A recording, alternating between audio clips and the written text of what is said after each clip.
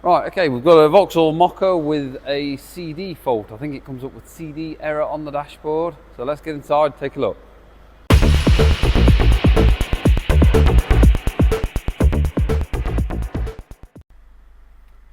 So I've not done anything, it's not got a CD in it, but every now and again it just randomly pops up with disk error on the CD player.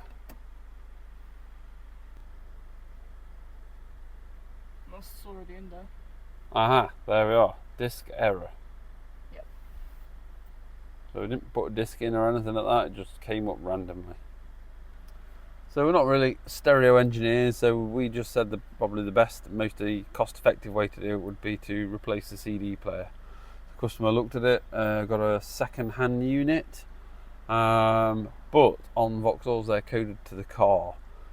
We contacted Vauxhall to ask if they could. We tried all of our diagnostic scanners, by the way. None of them had the option to recode it to a different car, change coding.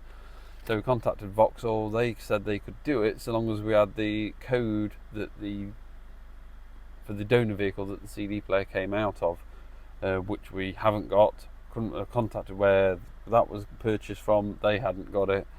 So we're in a bit of a mess. So I thought I would pull the CD player out and see if I can just swap the CD section from the stereo, and hopefully that won't need any programming. So let's see how we go with that. So let's get the stereo unit out. I presume you have to take the climate out as well. I think it all comes out as one unit.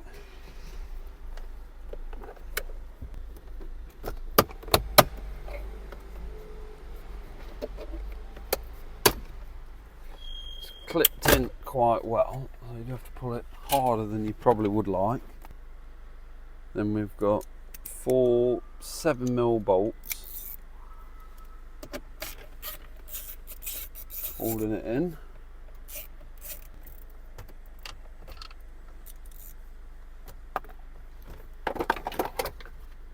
That's our front panel off, just a couple of plugs to undo.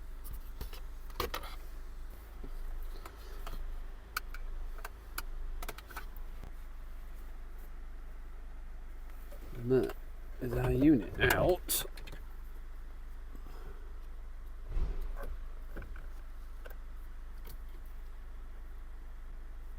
A few plugs to undo.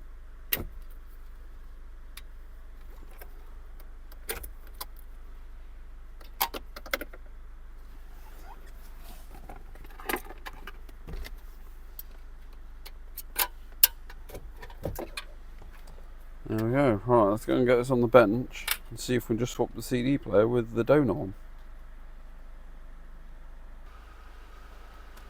Alright, so let's get dismantling.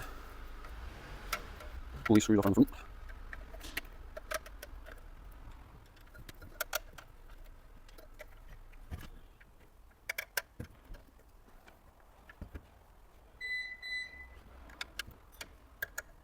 I've got about a million screws to undo.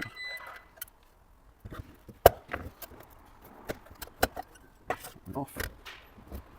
CD player screws out. All the screws are the same, so don't worry about getting mixed up. What might be on the side because of the heat sink thing.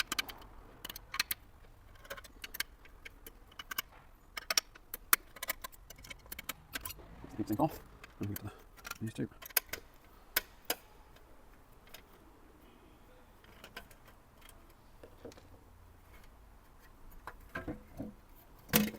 This one's come off. And we just pull the ribbon out. Just so it comes out.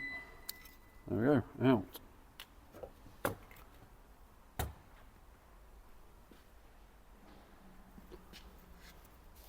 if we get the ribbon,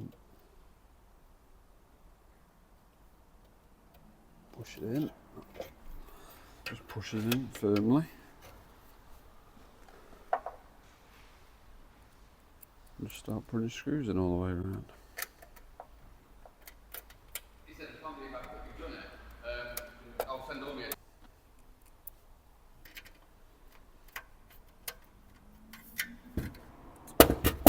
Just one left.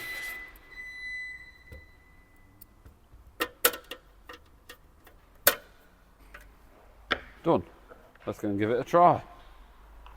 So just to recap, we've swapped just the drive part of the CD player out of it. Hopefully that will get rid of the CD error. I don't know if it will or not, but we'll give it a try.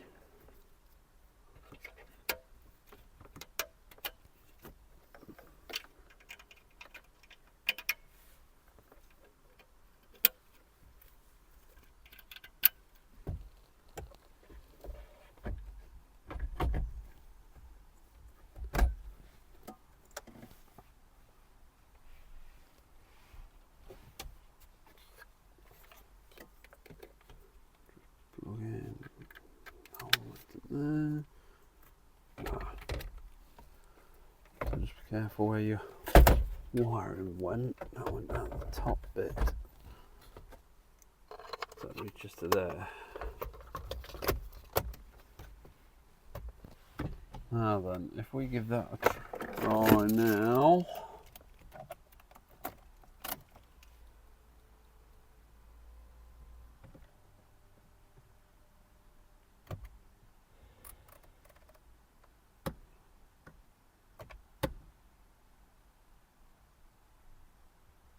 So it's tuned into a radio station. I'll turn it down for copyright reasons. But hopefully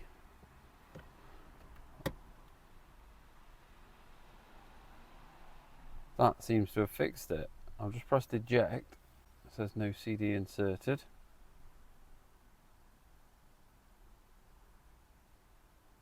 I think we've fixed it. I'm happy with that. We'll put the screws in, trim back on, but that is a good one. So I've just been in and fetched a CD, so I just thought we'll try a CD in the CD player and make sure that part of it actually does work. It's not coming up with the error anymore, which is good.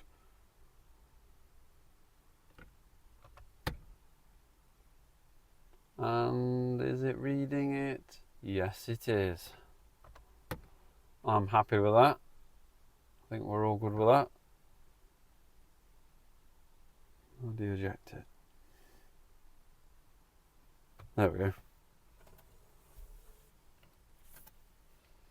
So basically, if you've got a problem with your CD player and you buy a stereo unit, say you haven't to have it reprogrammed, you can just swap the drive. We've got away with that. I'm pleased with that. So if you find this useful, please don't forget to like and subscribe, and I'll see you in the next one.